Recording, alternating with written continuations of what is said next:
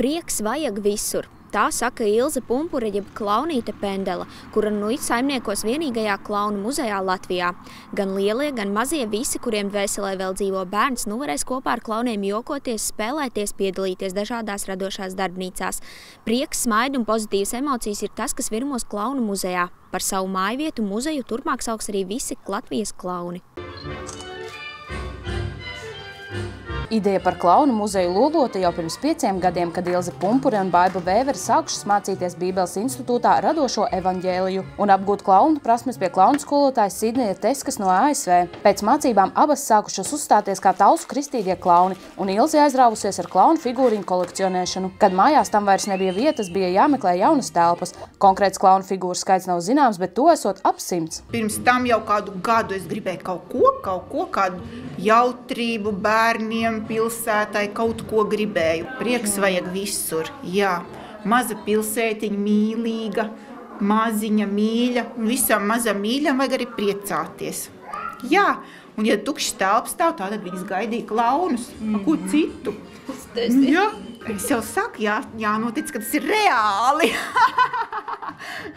Un, ka tas ir tikai sākums, ka mēs sanācām daudz kopā, tad mēs arī secinām, ka tas ir tikai sākums, bet uz ko tas iet, mēs to nezinām. Tas viss dievprātā, uz ko tas aizies. Mājvieta klaunu muzejam rasta Talsu novada muzeja pagrabstāvā, kur mājīgās un gaišās telpas ilgu laiku stāvējušas tukšas. Direktori priecājas par šādu risinājumu, jo tā jaunus apmeklētājus iegūs viss muzejs. Par cik telpas bija brīvs jau 2. gadu, tad man arī mirkli nebija šaubas, ka tas tā nevarētu notikt, jo principā es domāju, ka varētu būt pienesums, protams, jo tā ir atkal pavisam cita sfēra, varētu būt citi interesanti, kas nāk, un bērniem līdzi nāks vecāki, un vecāki varbūt saņemsies un uzkāps arī augšā vēl 2. un 3. stāvā. Visā Latvijā darbojas vairāk nekā 30 klaunu, bet ikdienā muzejā darbosies Ilze Pumpure, jeb Klaunīte Pendele. Lielākos pasākumos tiks pieaicināti gan Talsu, gan citu pilsētu vai pat visas pasaules klauni.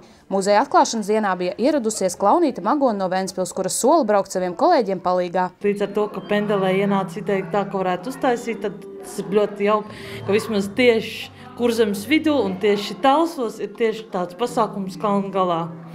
Tad jums šis būs kā mājas klauniem? Jā.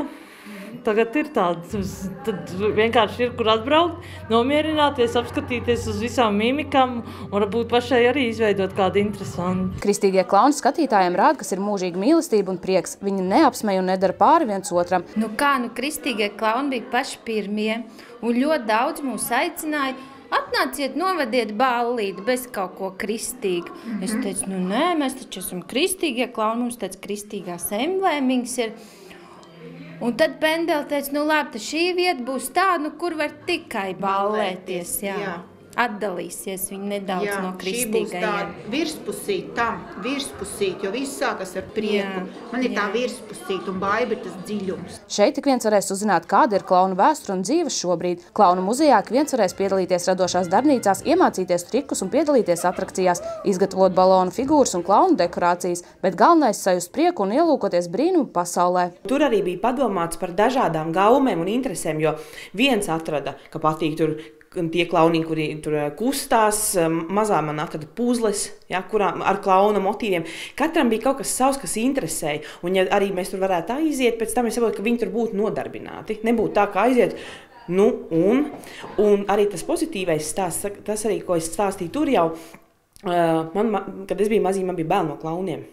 Man viņu likās biedējoši. Tad šie klauni bija ļoti mīļi, ļoti draudzīgi, un ka bērnos viņi iedviš tādu kā uzticību, un viņi saprot, ka no tādiem nav jābaidās. Tas arī ir ļoti svarīgi. Ilze Pumpure sadarbosies arī ar citām radošām Talsu vietām, Baložu pastu un ciparnīcu. Šādā veidā tiktu radīts turisma produkts, kas būtu saistošs ģimenēm no visas Latvijas. Baiba Demberga, Kriss Rudaks, Talsu televīzija.